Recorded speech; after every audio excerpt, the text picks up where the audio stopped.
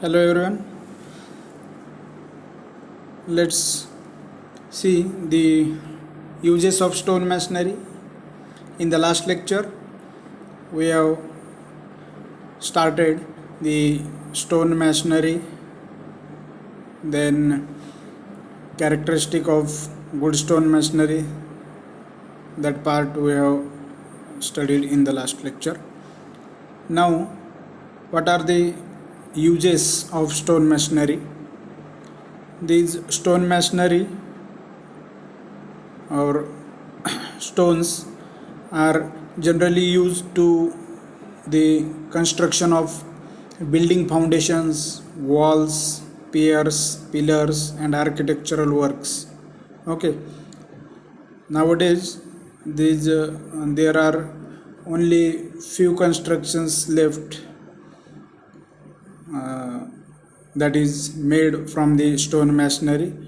Otherwise, all the constructions are nowadays they are RC structures or the brick masonry constructions. But still, we have to study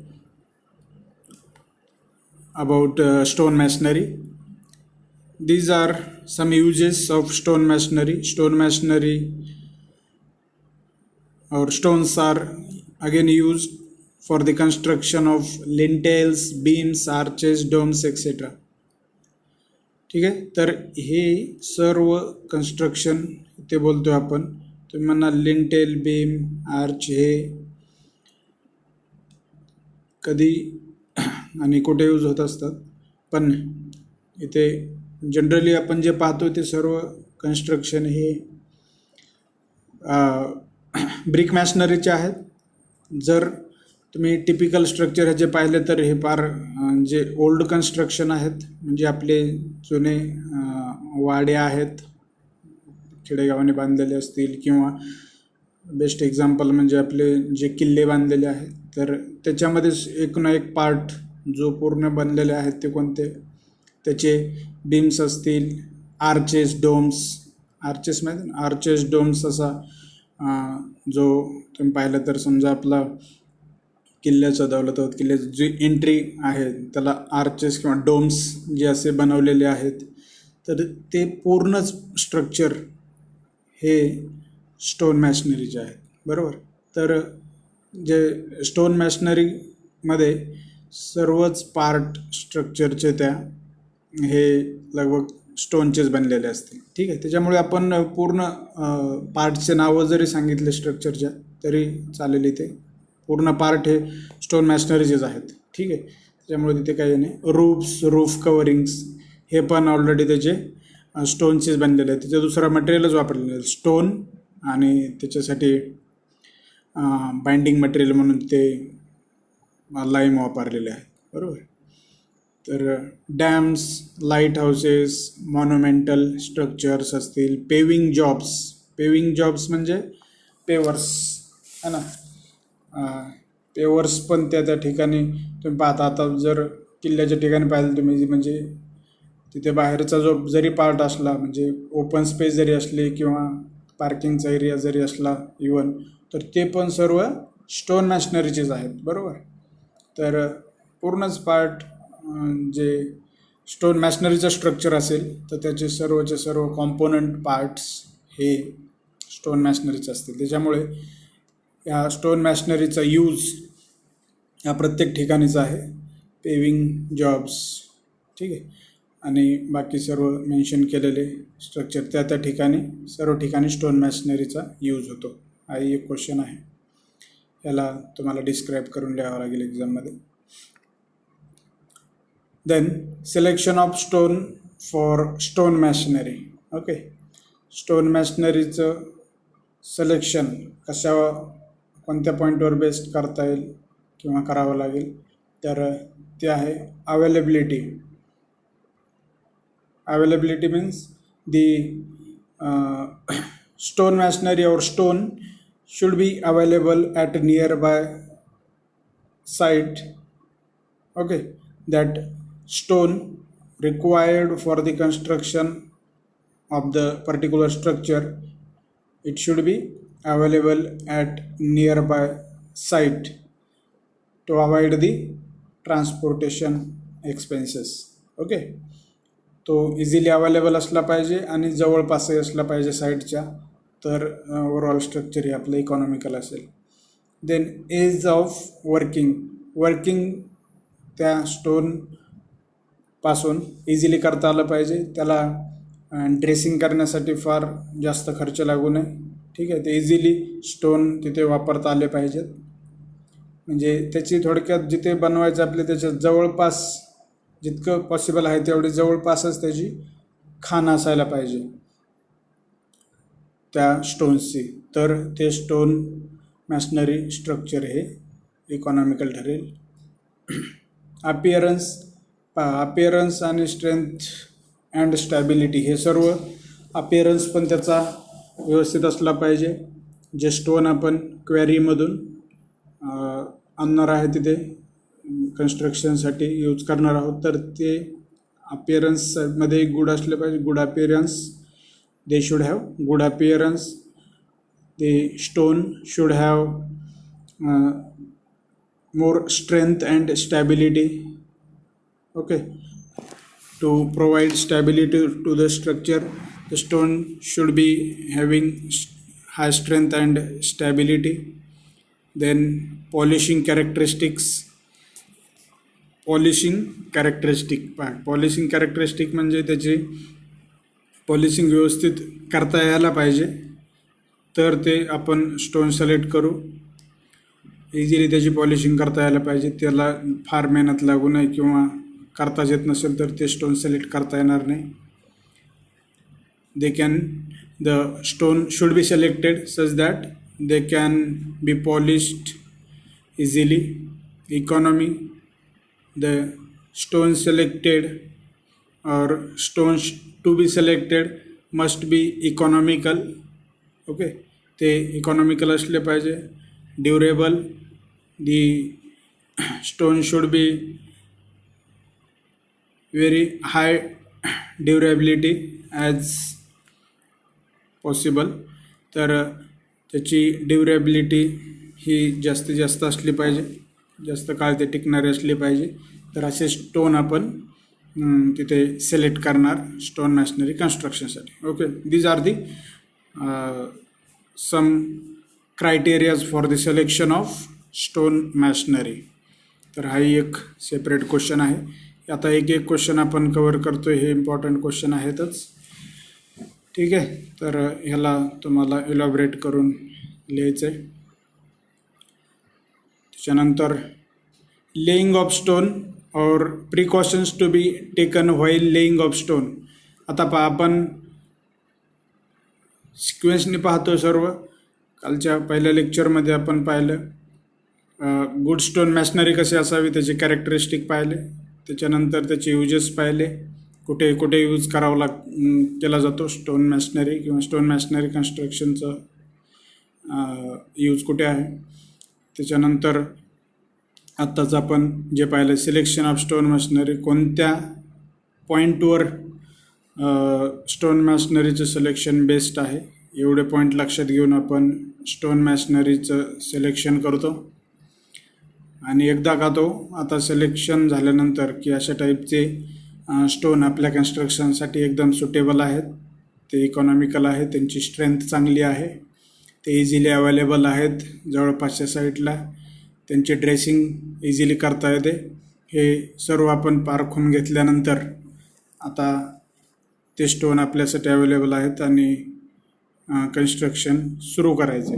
तर त्याच्यासाठी construction चालू केल्यानंतर काय काय precaution घ्यावे लागतील, किंवा लेईंग ऑफ स्टोन म्हणजे तो लेड कसा करता येईल, किंवा कशा पद्धतीने एकदम प्रॉपरली तो लेड केला पाहिजे, त्याचे जॉईंट्स कसे असले पाहिजेत, कॉर्नर कसे प्रॉपर येतील, त्याची वॉल कन्स्ट्रक्ट करताना त्याच्यामध्ये काय काय काळजी घ्यावी लागेल, प्रिकॉशन्स घ्यावे लागतील, तर हे पाहिजे. ठीक आहे, तर लेईंग ऑफ स्टोन और precautions to be taken while constructing stone masonry. तर फर्स्ट आहे ले द मॅशनरी इन रफली लेवल्ड कोर्सेस. पहिले मॅशनरी खाली रफ रफ लेवलमध्ये कोर्सेस भरून घ्यायचे. Ensure that the bottom of the foundation is large with selected stone. Obviously आता पूर्ण स्टोन मॅशनरी आपण कन्स्ट्रक्ट करतो आहे, पूर्ण दगडाचं बांधकाम आहे, तर त्याच्यामध्ये बॉटम जो फाउंडेशनचा आहे तो जास्त असला पाहिजे, जेणेकरून स्ट्रक्चरला वरच्या स्टॅबिलिटी भेटेल. बरोबर. Then lay the courses with lining beds parallel to the natural bed of the material. तर लिनिंग बेड्स म्हणजे जे आपण आतरणार आहेत वरचे, तर ते नॅचरल बेड मटेरियल जे आहे त्याला पॅरलल असायला पाहिजे. हे काय, ह्याचा अर्थ काय झाला, जे एकदम बॉटमला पार्ट आहे, जो नॅचरल म्हणजे शेवटचा पार्ट असेल तो नॅचरल, स्वतः खाली जो आहे फाउंडेशनचा पार्ट, तर त्याच्यावरती जे आपण लेड करायला लागलो, जे स्टोन आतरायला लागलो, तर त्याला एकदम पॅरलल असले पाहिजे, साफ असले पाहिजे, एकदम साफ ते ठेवावे लागतील पॅरलली, तर त्याला स्टॅबिलिटी येईल. Then regularly diminish the thickness of the courses if varied from the bottom to the top of the wall. तर डिमिनिश म्हणजे थिकनेस ही हळूहळू कमी झाली तर चालली, किंवा ती रेग्युलरली तशी रेग्युलर ती मेंटेन करावी लागेल, पण बॉटमला जास्तच असायला पाहिजे. Keep a surplus supply of stones at the site to select from. ठीक आहे, म्हणजे एक्सेसमध्ये स्टोन हे नेहमी असले पाहिजेत, छोटे मोठे सर्व. Before laying the stone in the wall, shape and dress it so that it will not लूजन after it is placed.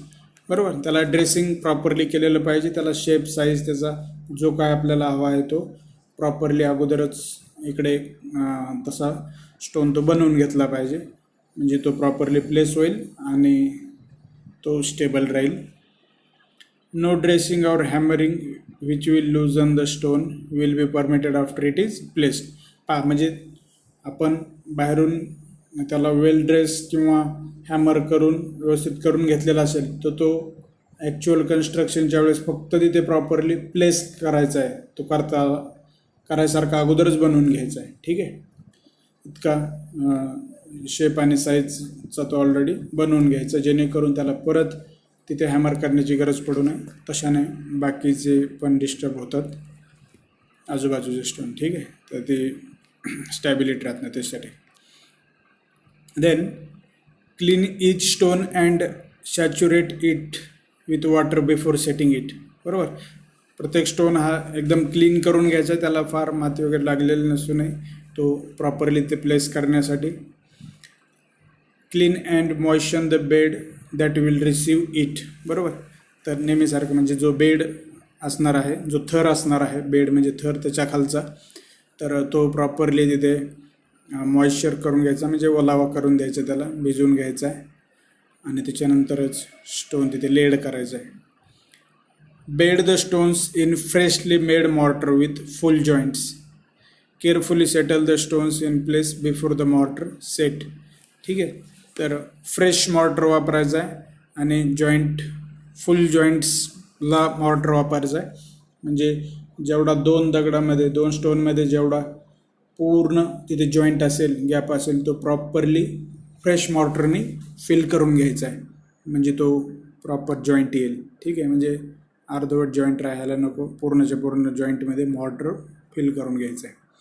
Ensure that the joints and beds have an average thickness of not more than 1 inch. 1 inch म्हणजे लगभग 2.5 centimetre असतं, तर ते MM मध्ये दिले 25 mm. Okay, एवढं लक्षात येईल. 1 इंच म्हणजे 2.5 सेंटीमीटर आणि ते म्हणजेच 25 mm. तर हा जो जॉईंट आहे त्याची थिकनेस लगभग एवढी असायला पाहिजे, जास्त नसू नये. ठीक आहे, thickness of the joint should not be more than 1 inch और 25 mm. तुम्ही इमॅजिन करू शकता तेवढं, की त्याच्यापेक्षा जास्त थिकनेस नसायला पाहिजे, कमी असली तर चालते. Ensure that the vertical joints in each course break with the adjoining courses at least 6 inch. तर प्रत्येक थरामध्ये जे मधले जॉईंट असतील थरामधले प्रत्येक बेडमधला कन्झिक्युटिव्ह बेडमधला जॉईंट तर तोही 6 इंचपेक्षा जास्त नसू नये. म्हणजे तो 150 mm येईल 6 इंचमध्ये जर केलं तर तुम्ही. And then do not place vertical joints directly above or below a header joint. तर एकाखाली एक जॉईंट यायला नसायला पाहिजे. तर ते झिगझॅग मॅनरने बरोबर तुम्ही तसे कन्स्ट्रक्शन पाहिलेच असेल. असा एकलगट एकदम जॉईंट एकाखाली एक येत नाही आणि यायला नाही पाहिजे. ते हिडर आणि स्ट्रेचर अल्टरनेट प्रोव्हाइड करायचे असतात. हिडर स्ट्रेचर काय ते आपल्याला पुढे माहितीच होईल. तर एकाखाली एक फक्त जॉईंट्स नाही यायला पाहिजे ते अवॉइड करायचे असतात. तर I think this is sufficient. तर इथे 2-3 क्वेश्चन पाहिले आपण. Uses of stone masonry, then selection of stone for the stone masonry है ना. प्रॉपरली सिलेक्शन कसं करायचं स्टोनचं स्टोन मॅशनरीसाठी हे पॉईंट्स त्यासाठी कन्सिडर केले. आणि त्याच्यानंतर precautions to be taken while constructing stone masonry और काय त्याला लेईंग ऑफ स्टोन म्हणतो. लेड करताना घेतलेले आपण प्रिकॉशन. तर इथे 2-3 क्वेश्चन झाले हे. तर नेक्स्ट पार्ट आपण नेक्स्ट लेक्चरमध्ये पाहूयात. एक क्वेश्चनच्या प्रॉपर नोट्स बनवा स्वतःच्या. इथे पूर्ण व्हिडिओ पाहून तुम्हाला त्याच्यामध्ये नोट्स बनवायच्या आहेत. स्वतःच्या नोट्स बनवायच्यावरून ठीक आहे. थँक्यू.